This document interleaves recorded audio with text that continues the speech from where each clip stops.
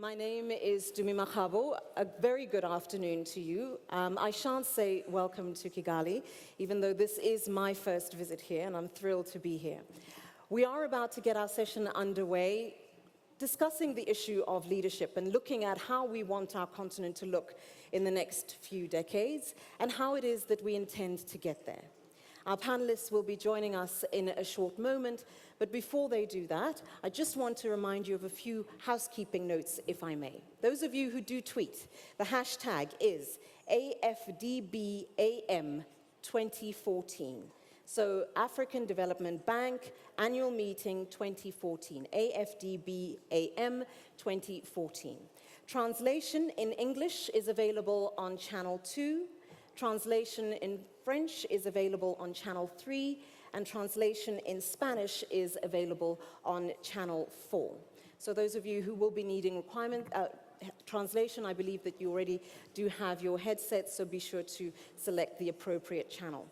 This session will be, as you can see the cameras, will be broadcast. There will be a live stream of this session, and the feed also will be available for media to cover. So just so you know that this is indeed going out into the wide world. Now, I understand that our panelists will be making their way down shortly, and how I'm going to conduct this session, because we are running just a few minutes behind schedule, is to have an initial discussion with the panelists up here on the stage. I will then come down and join you on the floor so we can really get an interactive session going on. We will be taking questions from the floor.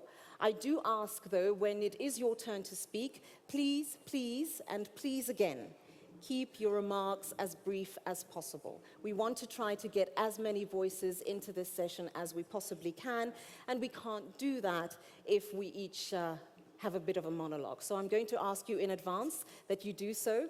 And if I may say, I will politely ask you to stop if you are going on a little bit too long, and I don't want to be in that position. So please, I'm asking in advance, if you can please make sure that you keep your remarks brief.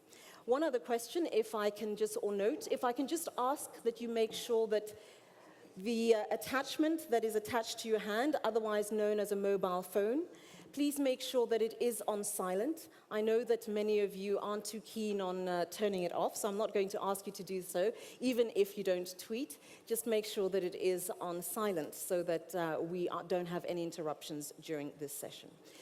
In addition to that, we just have a little bit of a change in terms of how we're going to run this session. We're going to be calling shortly on the President of the African Development Bank, who will be officially welcoming our panelists here this afternoon. And then once he has done so, we will actually be able to get the session underway. So I think that kind of clarifies how everything is going to work. I have already been approached by some people saying, I already know that I want to ask a question. Well, thanks for approaching me, but we will take the questions as and when they come a little later on.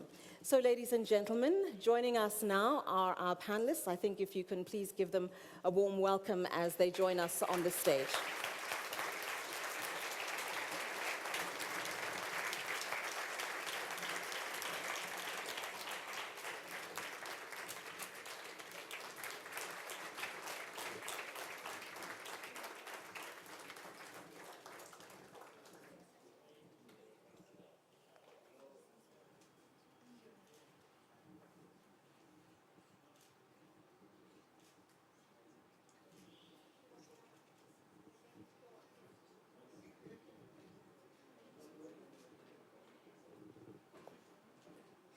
I'm well. How are you? Good to see you again.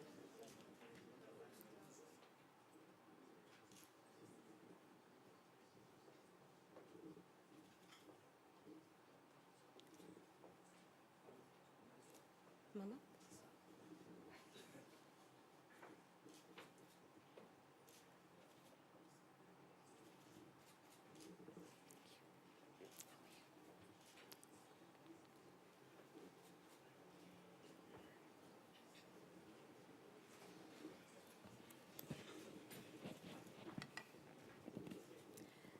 And a very important gentleman whom I think without whom we certainly wouldn't be having some of these really lively and interesting debates. So if I can please ask you to give a very warm round of applause to the President of the African Development Bank, Mr. Donald Kaberuka.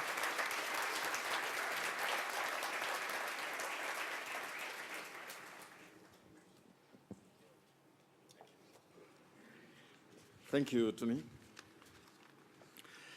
Some of you may have noticed that I was on the panel, but when I saw the list of panelists, I concluded that my contributions would be very limited. So I switched with Mo Ibrahim. So my task is an easy one, to say thank you to all of you for attending the meeting of the African Development Bank in Kigali. This is an important year for us. It's our Golden Jubilee, and we're proud that so many of you could find time to join us. So thank you, panelists.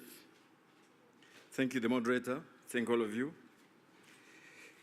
The theme of this annual meeting is the Africa we want, or rather we want for our children, which means the process of transformation, which requires leaders. But a mistake is always made, though. When we say leaders, it does not mean only political leaders. Remember, the financial crisis was not caused by political leaders. It was caused by business leaders. It was caused by Wall Street. In short, there was a failure of leadership on Wall Street. So today, we're not talking about political leaders only. It's leaders at all levels and what they must do for the transformation of Africa. Second, it's not simple about Africa.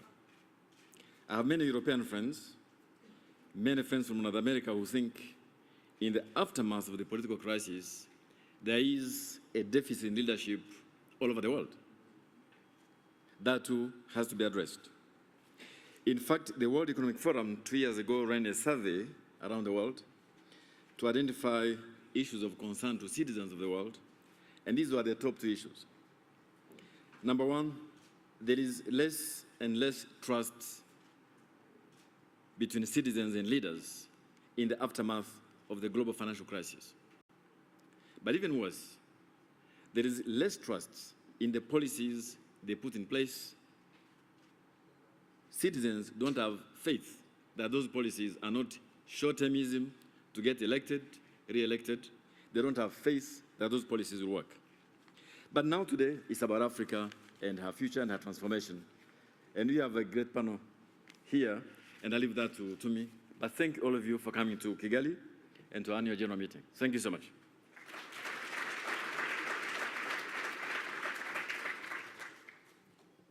President Kaberuka, thank you very much for that very warm welcome.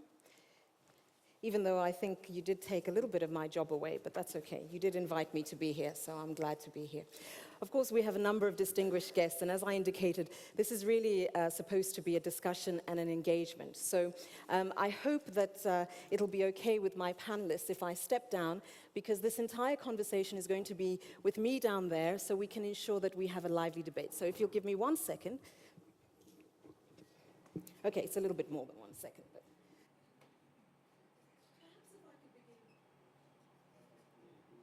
perhaps if I could begin with you, former President Obasanjo. Why me? I'll tell you why.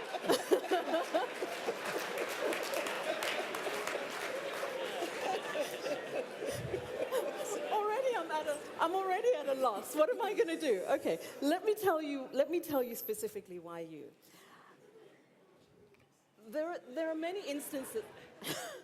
No, the reason why I ask is that President Thabo Mbeki is directly behind you, and and there's no love lost between me and him. Okay, I'm going to get to former President Mbeki as well. So this is maybe the warm-up, if I can say. But all right, if we can get on to the topic at hand. The reality of the matter is that we on this continent have the highest concentration of young people of anywhere else in the world. And in reality, a lot of these young people want to get educated. Of course, they want to be fed, etc. But they want to also be able to have a future in which they can work so that they can also provide for their own families moving forward. But as things currently stand, it's not looking promising for many of those young people because the reality is that the jobs aren't there. If then we are going to talk about looking at leadership moving forward, in this environment, where would we begin? You have had a look at this continent from almost every angle, and thus the question to you first. Thank you very much, Madam Moderator. Our theme and subject is leadership for the Africa we want. I think the beginning for me is, what Africa do we want? We have to, that must be the starting point. And if we can agree, and I don't think it should be difficult for us to agree on the Africa we want. Africa where nobody will feel oppressed. Africa where everybody will have opportunity. Africa where there will be democracy and full participation. Africa where everybody will be able to develop its potentials. Africa which belongs to all Africans and those who want to live in Africa and work and be with us. You raise a point. I was very uncomfortable about 6 months ago. A Nigerian young girl, well, if you can call her a young girl, 27-year-old, wrote me a letter and said, I am worried and I am constrained to write you this letter because I'm in a situation where we have a past that I do not understand. We have a present that is confusing. And we have a future that I don't have confidence in. Now, and I think that more or less captures the feeling of the youth.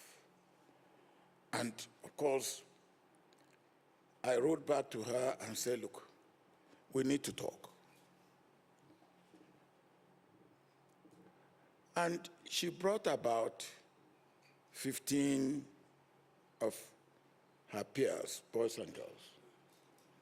I will spend a whole night talking about the past, the present, and the future. And they're not asking for anything that is extraordinary. And I said to them, I said, look, in my time, there were not many facilities, but there were opportunities. Today, maybe there are more facilities, but the opportunities have diminished. How can we enhance and increase the opportunities for them? And there's no reason why we shouldn't be able to.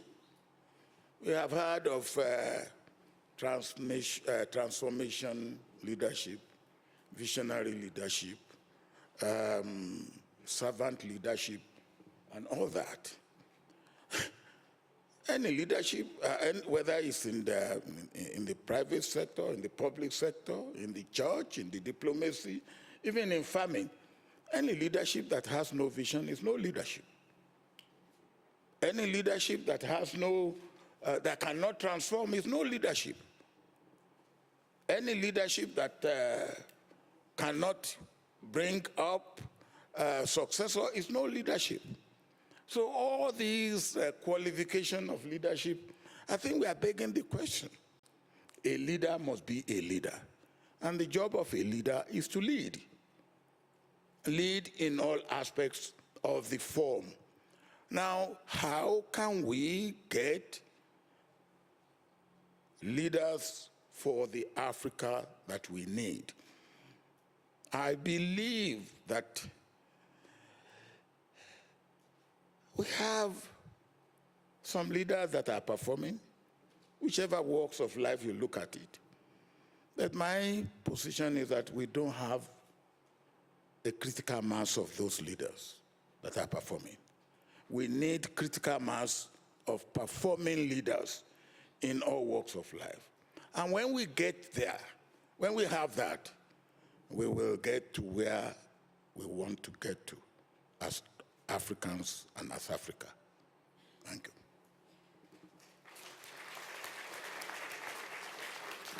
Mo Ibrahim, if I can come to you. Yes, you. I had the good fortune and privilege of listening to you at the annual Nelson Mandela lecture when you spoke.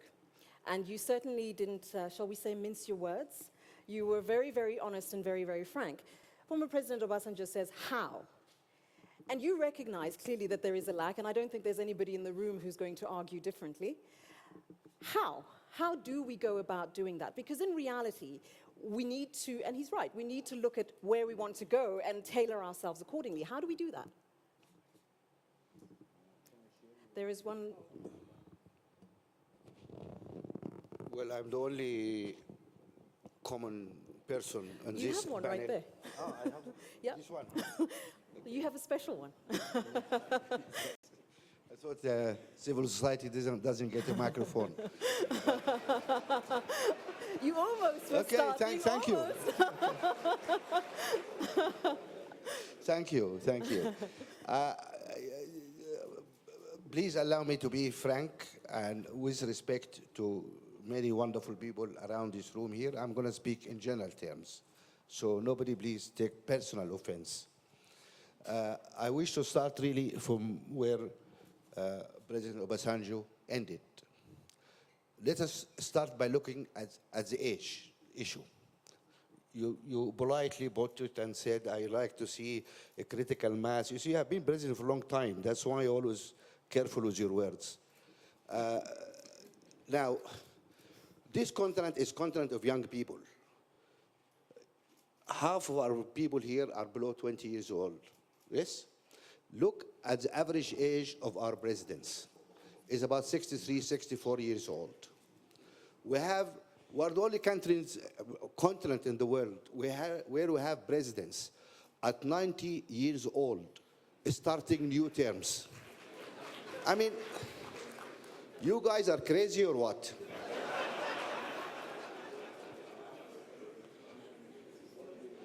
We've seen people in wheelchairs, you know, unable to raise hands to standing for elections.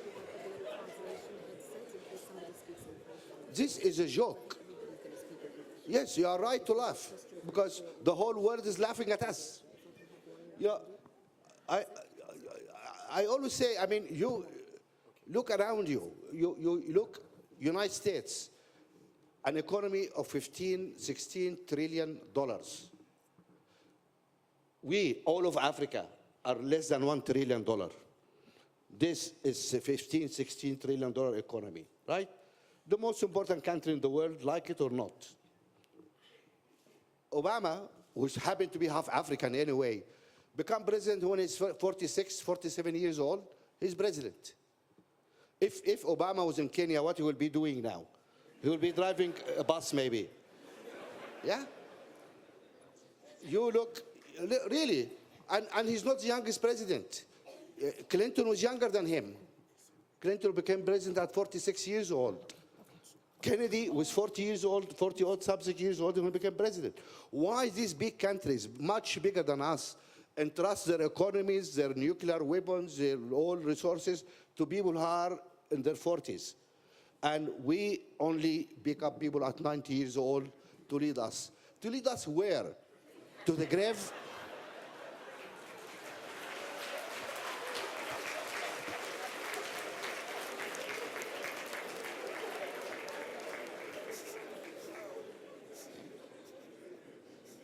You agree? You don't agree? I know he's your friend, but just now, I need to re-establish order now. I need to re-establish order. Okay. So yeah. I'm not allowed to laugh, so I'm trying really hard to refocus. You didn't interrupt him because he's a president. You interrupted me. I'm trying to refocus you. I need you to refocus. You are getting jealous. You are getting jealous. Yeah, of course I'm jealous. You are brilliant and handsome too, you know? Nigel Labia. So what is the how? So we can identify what the problems are, and I don't think anybody's, we're all laughing, but in reality, it is a challenge that we have on this continent. Yeah. So how? How do we remedy that? How do we fix that? Yeah, I think really we need our youth to have the space. We really need to look at our political organizations, our institutions, etc. And we need, this is a young continent, and we need to appreciate that we don't understand the world of those young people. We are out of touch. We have to accept that. The future of those guys who are not going to be there to live it. There's a lot of new challenges facing this new generation, which we have no grips to get to grips with it. And we need to find a way now to bring those younger people more into power. It is the job of us, our current leadership, to try and empower this young generation to bring them in. I can see this happening in some countries. I can see some of the, and interestingly, it is some of the younger presidents in Africa, whom now you go and meet their cabinet, and to see really a lot of young people, a lot of young women sitting there. I mean, that's really refreshing. And so we need to empower and trust this young generation to come forward. They have the energy, they have the know-how, they understand the age. That will help us to move forward. Madam Dlamini Zuma, if I can come to you on this point. Thank you. If I can come to you on this point. You sit in a very challenging spot because you sit and look at the whole continent and have to take into consideration a lot of nuance. So when you all gather in Addis, there's a lot of nuance that goes into that discussion. However, this question of leadership, in order to create the Africa we want, is fundamental. Is there a real and sufficient political will from where you sit for that to actually happen, for us to effect change and have the kind of leaders who can help us deliver the continent we want? I was hoping that you are not going to ask me to diagnose the leadership that's sitting at Addis. Well, I'll just speak from a different angle. He said he's the only one from civil society. I'm the only one from the other half.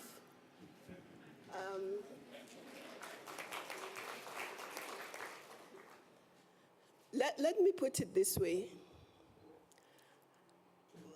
I think we need a leadership that thinks African, that thinks about Africa as a whole, not about their little countries. Because together we are a big continent, but individually we are very small. So I think we need that kind of leadership. And I think we need a leadership that believes that the Africans, the young people he's talking about, can be the best. And therefore, a leadership that is going to invest heavily on the young people. Invest in them. If we want to get to prosperity, because that's one of the things, a modern, prosperous Africa that we want. We're not going to get there unless we have the young people, the women, to really drive that development.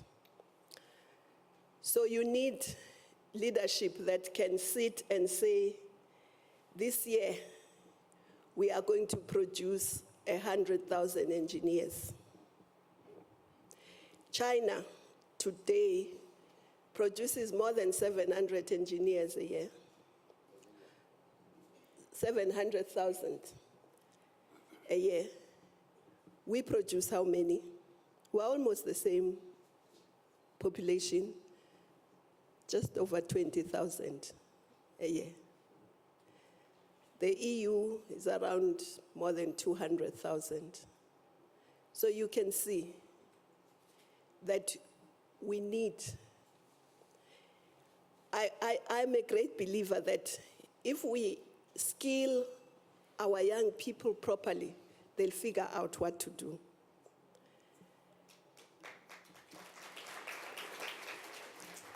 But I also believe that we need leadership. I'm happy I'm sitting next to President Kagame, who is the champion for technology in the AU. Because I think in order to be able to skill our young people in huge numbers that we need to use technology as well. Physically, the universities and other institutions of higher learning are not enough. But we can't build them enough, but we don't need to. We can now have our young people studying in virtual space, and that's what we need to go to. But in order for that to succeed, of course, we need to talk to the universities and colleges of higher learning, but to the leadership in business. Because if you are going to train an engineer in a virtual space, yes, theoretically you can, but practically you need to get practical. So we need all of us, politicians, we need leadership in business, leadership in academia, to work together to do that. That's the first thing. Those are the kind of leaders I think we need. Because if we believe in ourselves and believe that we can be the best, we will be the best. And of course, women, they are very scarce, generally. You can look around. But I was in a meeting yesterday with the governor of New Zealand, and he said something very interesting. He said he's a great believer in getting women empowered, giving them responsibilities, because he believes that if you give tasks to women, there is an 80% chance that it will be done well.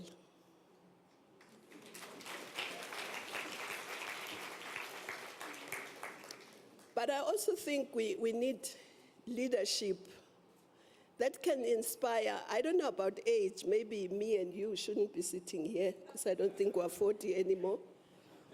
Maybe this side, I don't know. But beyond the age, you need leadership that can inspire other people to be their best. Because I don't believe necessarily that you only need young people. Even in America, if you look at who is the president and who's the vice, there's always a balance. Because you need the creativity, vitality, energy of age, but you also need the wisdom of experience. So you need both of them to work together. Oh, you're stopping me. Okay. Yeah, I was getting a bit worried because I think there are a number of points that you've made that we need to actually unpack. So if I can just start on the question, and if I can address this to you, President Kagame. The reality of the matter is that, again, there aren't going to be many people who are going to argue with anything that's been said thus far in this session. But the reality is that it does take time. I'm not saying it takes 50 years, 20 years, but it does take time. There are elections. People have to volunteer. They have to step up. They have to get along in a political context. But equally, in terms of a societal context, you don't just wake up one day and say, okay, now I'm leading this group of young people. That takes time too. What do we do in the interim? What are some of the quicker interventions that one can begin thinking about so we can get there a little bit faster? The concern, perhaps by many, is that if we wait 50 years for that to happen, we're going to be having the same conversation in 50 years' time. See, that's what makes this subject a very complicated one. In actual fact, we've been waiting for more than 50 years already. Here we are discussing this. Because to be able to define the leadership relative to Africa we want, maybe this has been the question even before I was born. And the main effort has been in the theoretical part of leadership. We've talked so much about leadership and what is expected of leadership. We have also had so much time talking about and defining the problems of Africa. What has been lacking is the practical side of it. How do we get to do what we know we ought to so that Africa can get better? This is where the problem lies. And so that requires, therefore, that we simply look at different cases and say, what went wrong here and how can it be corrected? Or how did these things happen here so that we can learn from this and maybe replicate it elsewhere? But the complexity of it is that we have not even been short of lessons to learn from. So there is something fundamentally wrong that I cannot explain. We know the problem. We actually every time discuss solutions. Everybody, if we sat here and they passed pieces of paper around for us to do a test on leadership, we would all get A's. And this has been the case for so long. But what happens when it comes to delivery of what we know we must deliver for our people? What happens is something I can simply not very easily explain. Now, but let me quickly touch on and build on what some other people have said. Issues of age and so on and so forth. Oh, we have seen young people mess up like you've never seen. So it's not an issue of age, much as I would agree with what Mo said to an extent, but not entirely. Because even leaders, whether young or whatever age, you see, all of us grow through a system, something. You see, developing leaders or leaders to develop requires some kind of upbringing. You know, the environment, the things that affect these leaders or affect the people and so on. That's how leaders may emerge. But I'm talking about this just to give you a quick example. In our situation here, you see, Rwanda is a case for a very bad example of failure. It's also a case for some progress, if you will. But if you look at what happened here 20 years ago, the genocide had almost the entire population, but the majority of them being young people. They were led into doing what they did that cost us 1 million lives, young people. But of course, what went wrong was politics and the leaders, irrespective of age. We had leaders here who taught our people that they belong to this one ethnic group. It's the majority. It must be the one with power. And all the others should be excluded, not only excluded, but killed. And you know what happened? For example, just take an example of an ordinary person who has nothing at home, not even a chicken to look after, not a goat, nothing, but he's taught to believe, we say, you are a Hutu, Hutu power. And the guy claps and says, yes, Hutu power. But what do you have in it? Now, what this means, the leaders who were teaching them that, they thrive on that, they play on that, because they have everything in their own hands, even at their expense. When there is a competition for resources or power or things like that, he calls upon the other one, who has really nothing apart from indoctrination, and tells him, your neighbor who is different from you is a danger to you. And then mobilizes him and says, you know, because he's a danger to you, you go and kill him and take over whatever he has. Now, driven by this poverty this person has been pushed into, follows instructions even before they are fully issued. Now, this is the leadership Africa, this is the leadership Rwanda has had for such a long time. Now, imagine this ordinary person, very poor, with jiggers in his feet. He's made to be drunk with something called Hutu power. And he thinks it means anything. No, it is jigger power, not Hutu power. He has nothing. But he's made, so the leaders we have had in the past are this kind of leaders. So we have to reverse that. We have to make sure that leaders are there for a purpose. And the purpose is to lead, is to work towards development, transformation, betterment of their people's lives. There's no question about it. So the practical side of it, the delivery, leaders must deliver on what they are expected to But the do. truth of the matter is that leaders come from society. Leaders come from society, right? So they come from everywhere. We can look in this room, look at all of you who are sitting up here, and even if we go into the floor, all our backgrounds are varied.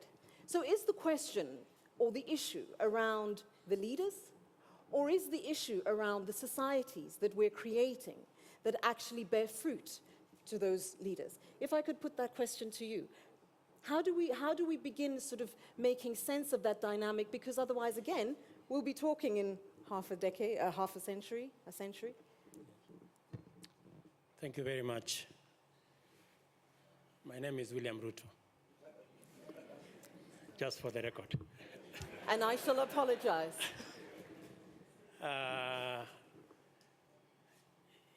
Let me pick up from where President Kagame left. And he couldn't have put it better by saying that the issue is not so much what the problem is or what the solutions are. The issue is we know the problem, and we have a good account of what the solution could possibly be. Standing between the problem and the solution is a critical entity called leaders.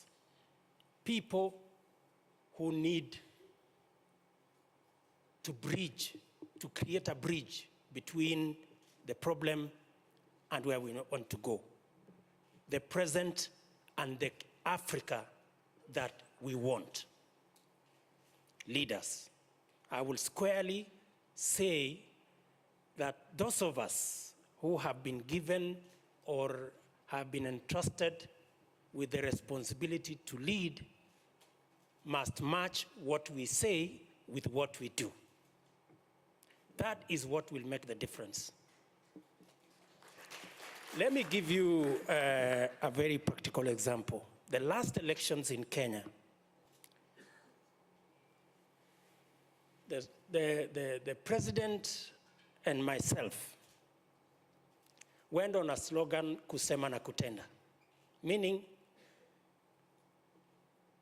to walk the talk, or to match what we say with what we do.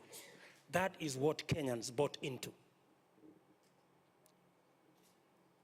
And therefore, for us as a continent, and I have listened carefully to very eminent persons who've spoken here. We have what it takes. We know where we want to go. We know how to get there. Standing between us and where we want to go is decisive, bold, pragmatic decisions that will take leaders to make.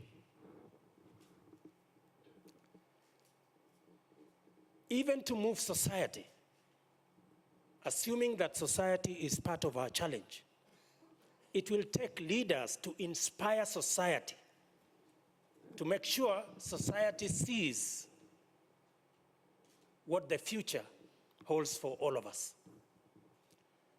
And therefore,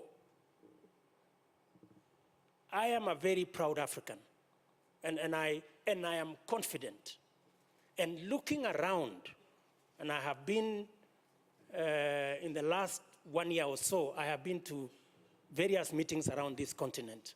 I see a lot of prepared African leaders, people who are prepared to make the critical decisions that will take us to the Africa we want. Let me give you an example.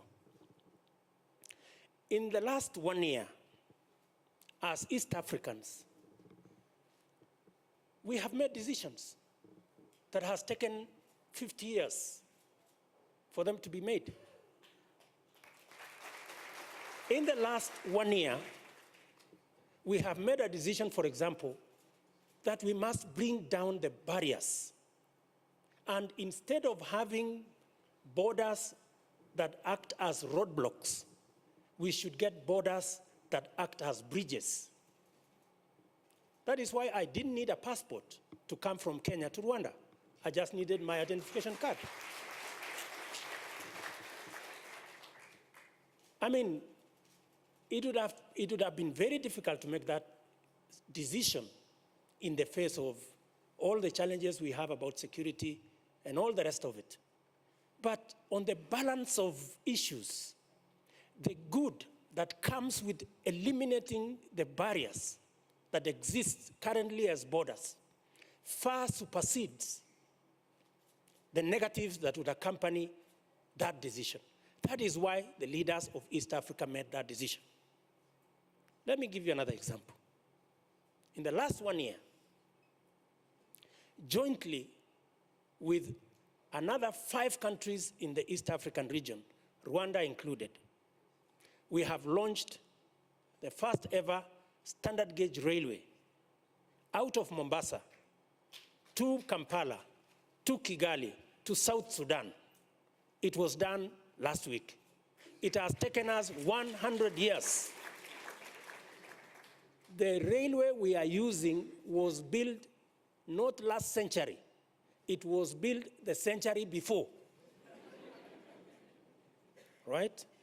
And yet, it is absolutely clear to all of us that by having a standard gauge railway, we can reduce the cost of transport by anything up to 70% and make the products that we produce much more competitive, open up markets for our products, and make sure that we create more integration, create more jobs, and create a prosperous region. That is the kind of decisions that need to be made so that we can take this country, this continent and this region to the next level, and I am confident, very confident, as a young leader in this continent, that we are going to make those decisions.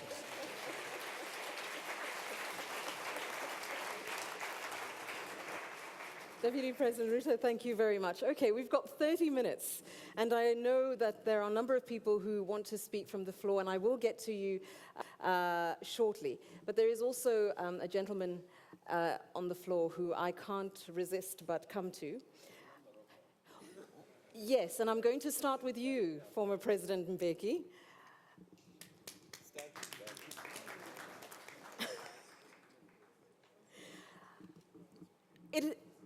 Not last century, but the century before was when the railway line was built, but the train is now running as of now.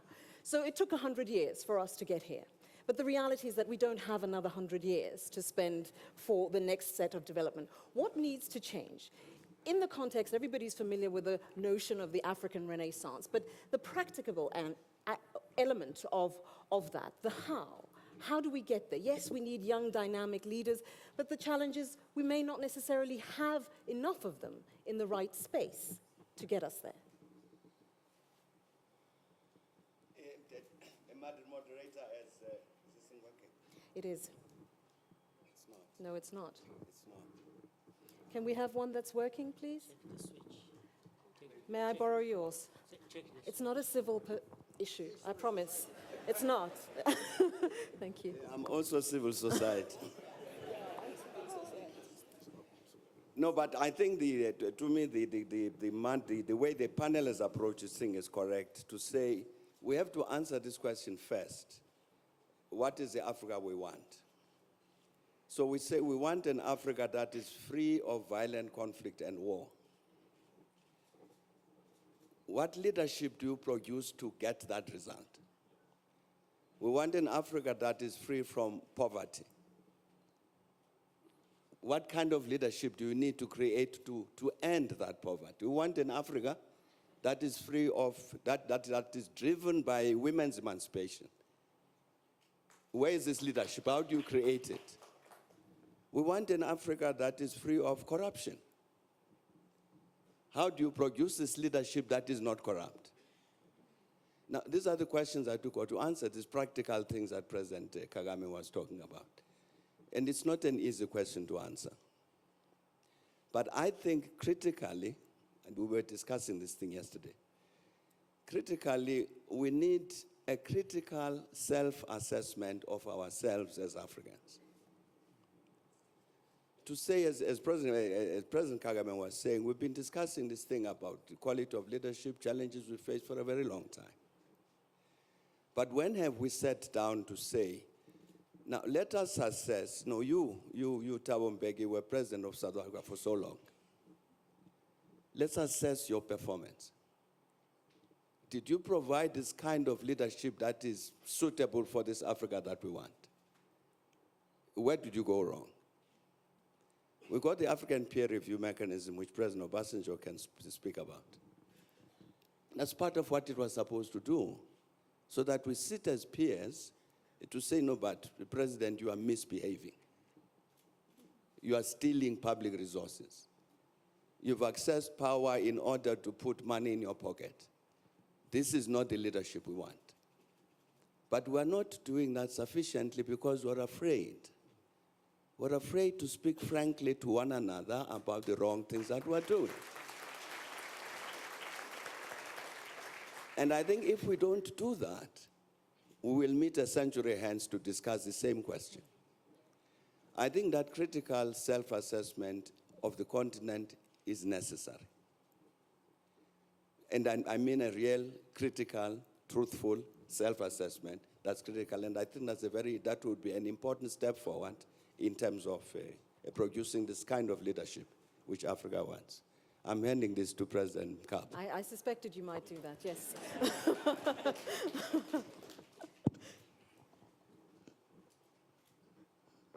What a cruel gesture, Thabo.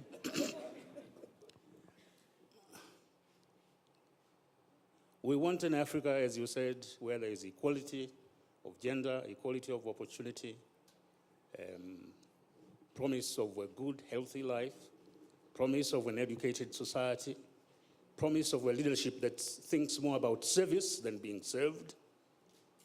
We want all of that, borders to be removed and so on. Why don't we have it? My answer is very clear. Because you have a selfish leadership. Extremely selfish. We often think of the problem of leadership as being the problem of the leaders alone. Fine. They must be defined, have integrity, have all those we want. But to succeed, they must be able to implant those attributes in the population. Their political parties must be organized in such a way that they reflect those values and embody those aspirations in their political interaction. If they don't, you have trouble. We are multi-ethnic societies. What basic values have we embodied in these societies? Equality? Or is it diversity? How do you convert diversity into strength rather than diversity as a cause for war and internecine fighting? Can it be done? It can be done. It's been done in centuries before, in Europe and elsewhere. Why can't it be done in Africa?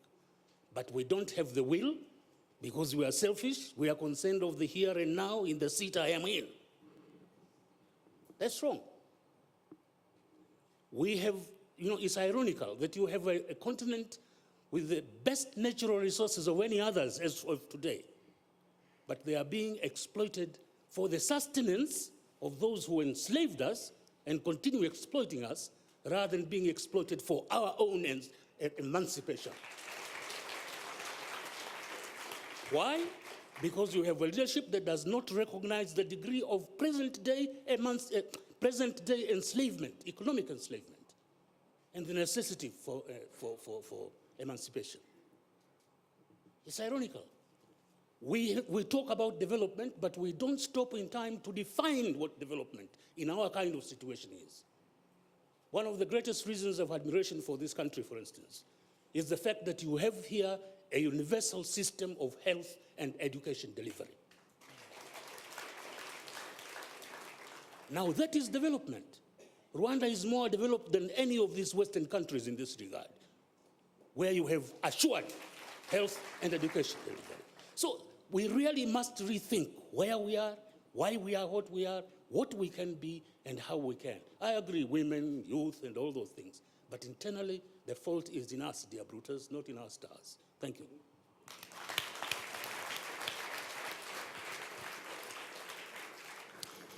Thank you very much.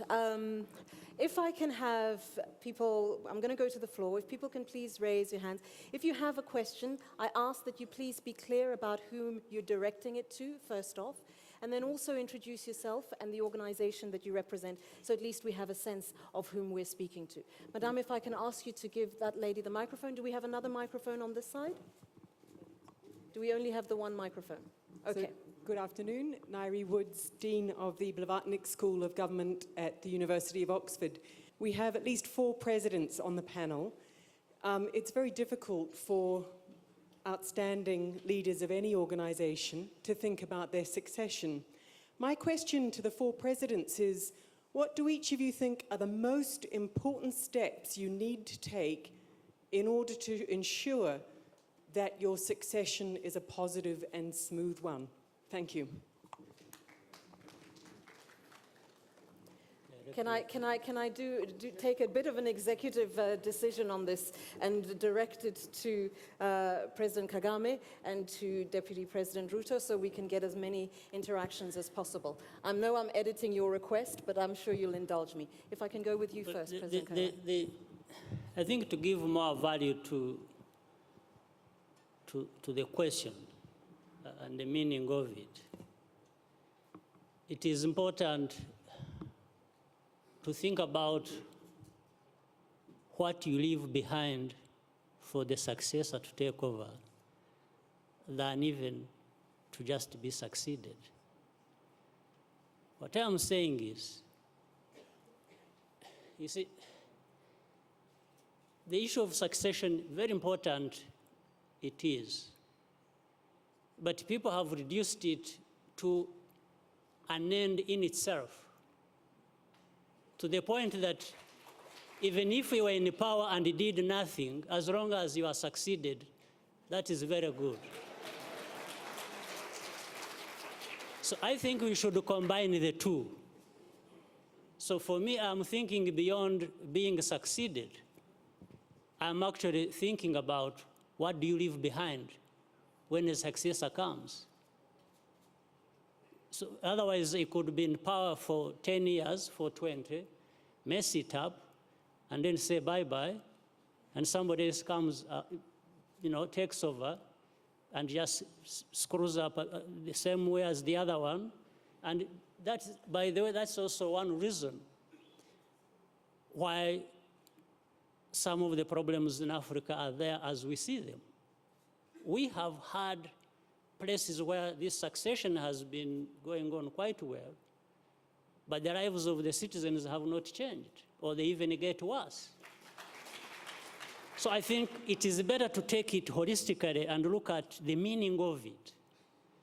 So I think my preoccupation as a leader is to do the best I can while I am there. So that, because what we are managing is just not succession, it is the lives of people. And in fact, you see, the other thing about leaders, yesterday somebody raised the point, he talked about strong leaders and said we shouldn't talk about that, we should be talking about institutions. And I think Thabo Mbeki raised a good point. Even for strong institutions or institutions that deliver for people, actually don't just happen. They are put in place by people, by leaders. So leaders we want, and therefore who should be succeeded and things go on, as one aspect of what many things that should happen, should be leaders that allow the building of institutions that will outlive them. But it is leaders who will still do it, especially when they work well with their people. So looking at the fact, if I may, before I come to you, Deputy President, looking at the question of institutions and recognizing that one does need strong institutions that allow us to continue to develop, the reality, and we've seen it happen time and time again, that the successor goes about very quickly dismantling said institutions, said support, so you find yourself back at square one within a decade. That's So sure. is it about the leadership? Is it about the strong institutions? Is it about a broader recognition that there needs to be... It's about a combination. But you're addressing it to me or somebody No, else? to you. I just was gesturing to him. It's about a combination. Yes. Yes, it's not one thing or the other alone. It's a combination of things. It's about leadership that gets things right. It's about, and getting things right as leaders includes creating institutions. Institutions that serve the societies as they are, and not just being locked onto one individual and thinking that is the end of the problem. So it is a combination, there's no doubt. Sometimes you don't know which comes first. It almost looks like a chicken and egg puzzle, but both, or beyond more than both, are very important. Mr. Deputy President. Vice President. Strangely, this morning, when I left Nairobi, I got an SMS on my phone. Maybe I'll go and check and maybe call that gentleman back. Because the SMS went like this. Mr. Deputy President, my grandfather was a squatter. My father was a squatter. I am a squatter. And my son is likely to be a squatter. What are you going to do about it? This morning. And I think it speaks volumes to the succession you have alluded to. In this sense, as leaders, what kind of continent or nations would we want to hand over to our successors or to the next generation? I think really that is where the bottom line is. And I would dare say that as leaders, it must bother us, and seriously so, that the continent we have inherited, the leadership that maybe has been, you've won, either in an election or whatever other means. How will you, I think the biggest concern is how much difference will you make so that when your time comes up, you have something to hand over to the successor or to the next generation. And let me say this. looking at the situation that I was confronted with this morning, it took me to where we are as a continent and the magic that a full stomach carries. The threat of hunger in our continent is to a great extent the base of crime. And grinding poverty to a great extent informs the instability and the insecurity that we have. And again, it requires decision makers, people who can make decisions. Because for a very long time, I have been Minister for Agriculture at some point. And you go to some meetings and the discussion is about, smallholder agriculture, peasant farming, this is very good. And the people speaking there are professionals. And you really ask yourself, surely Africa, is Africa going to get out of hunger because of peasant, smallholder farming? I highly doubt. That is why in Kenya, we have rolled out a 1 million acre commercial farming under irrigation to double our food production in the next 10 years, because it is doable and it is practical. And we want to hand over to the next generation of leaders a program that they can pick up and make a bigger difference if they will. And that is what I will be proud of the day it comes when I have to, when we will be handing over to the next generation. You shared that SMS with us. What was your response?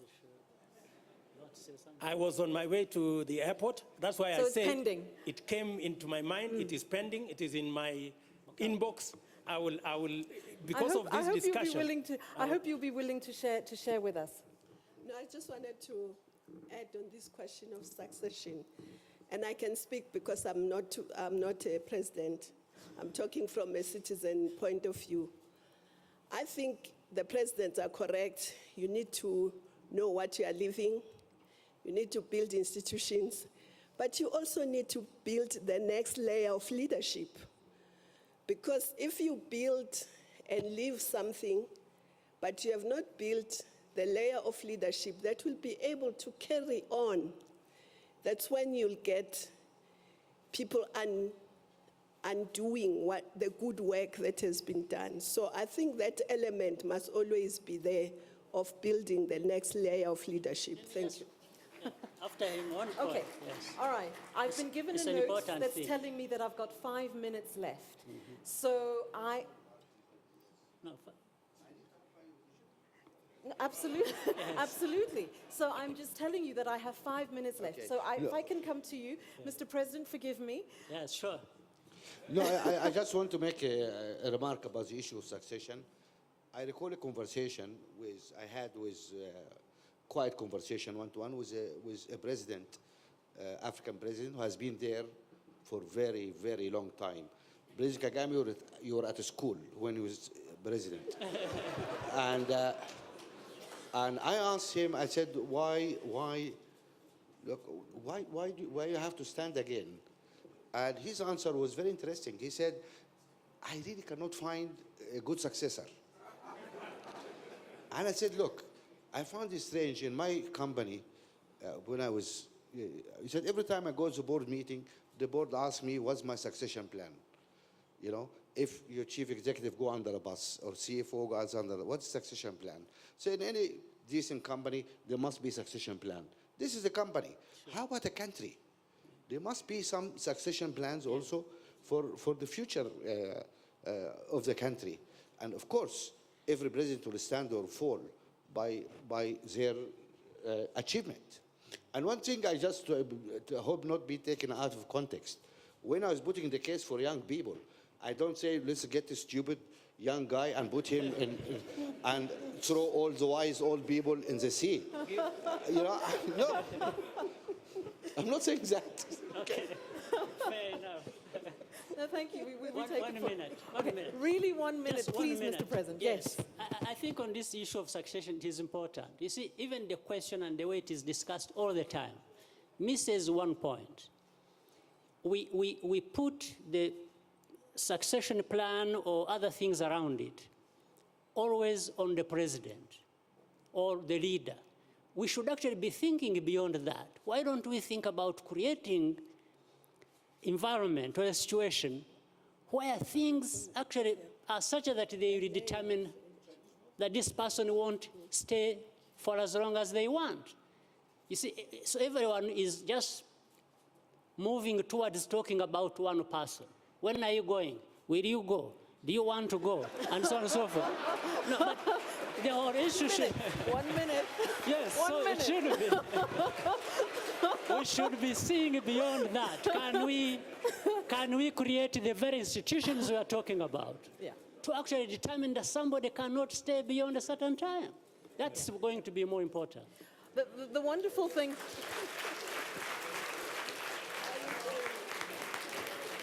You know, everybody's having a really good time. Nobody wants to leave. But thank you very much, President Kaberuka. He's given us 10 extra minutes, which we have to use very, very wisely. So I know this gentleman had his hand up. Madame in the pink jacket, and you, Madame, as well, also had your hands up. If I can take really, really briefly, please. Yes. My view is that Africa lacks... by the way, my name is Fisahatian Mengistu. I'm a professor at the International Leadership Institute in Amsterdam. In Addis Ababa, but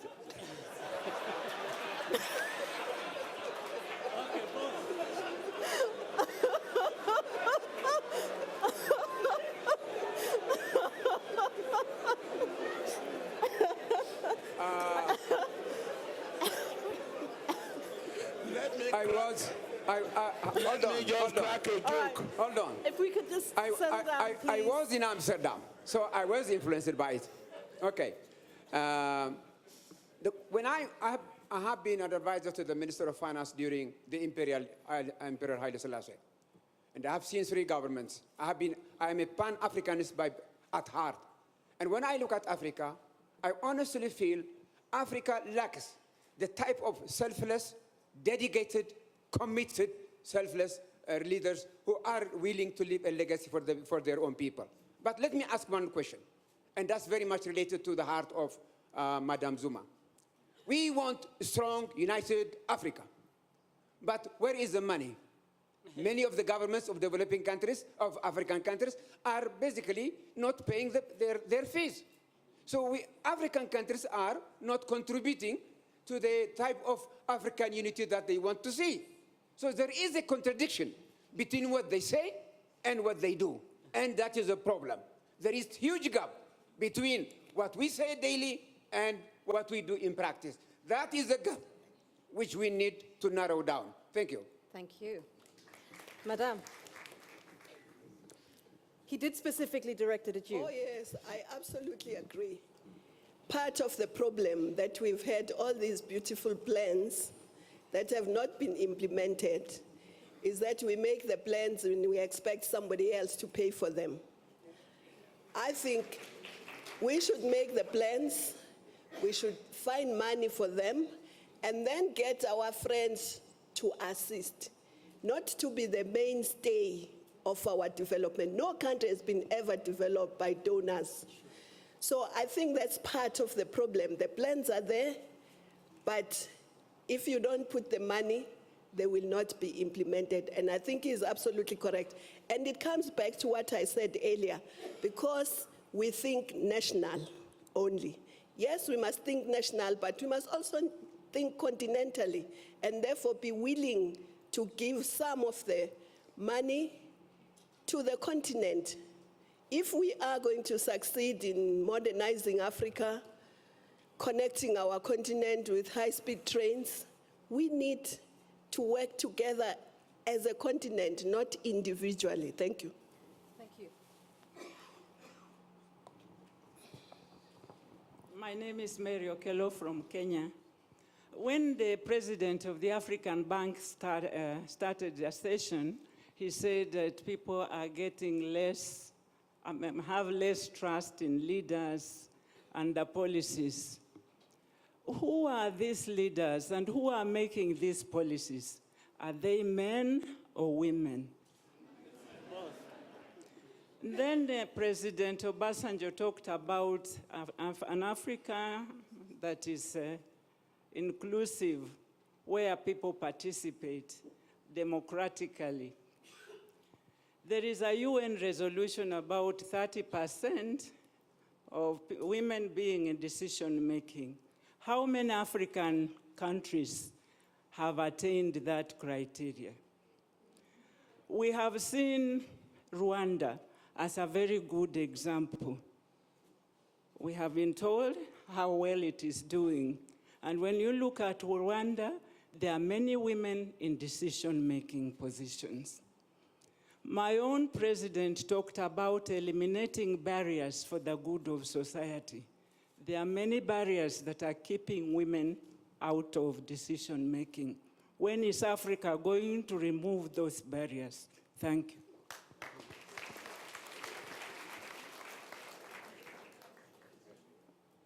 Thank you very much. My name is Mujang Kugumbi. Just a quick question. We talk about, we know what we need, and we know how we need to get there, but it's not happening. I just wanted to say that the way in which we answer this question, it cannot be in an aggregated manner, in my view. You have to really disaggregate the issues. President Obasanjo, you would know you are a very, very good president. You were and you still are a great leader. But my political adversaries will not agree with you. But even Nigeria went through a bit of a political hiccup when you had to leave office. I mean, President Kagame has done wonderful things in Rwanda, unbelievable things. But with the greatest of respect, and President Kagame knows this, when you take him outside Rwanda to deal with the issues in the neighborhood, I talk about the neighbor here, DRC, for the last 20, 30 years, it's a bit of a challenge. And this is a good leader. It's a good leader who's trying to find solutions. And the challenges come up all the time. My sister Nkosazana, the continent was divided on her appointment. So I'm just saying you need a little bit of what President Beck is talking about, because it's impossible to do it in this panel, I understand. But you need a little bit of disaggregation if you really want to find solutions. Thank you. Thank you very much. Okay, so we've... Jeff, I was trying not to come to you. Yes. You're just gate crashing now. Thank you, Tumi. I appreciate it. My name is Jeff Koinange. I'm a journalist with KTN in Kenya.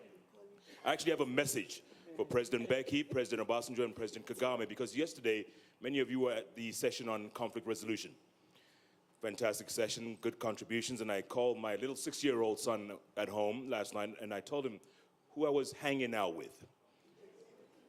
And of course, he knows President Becky. He can recite, I am an African back to front. He knows President Obasanjo, President Kagame.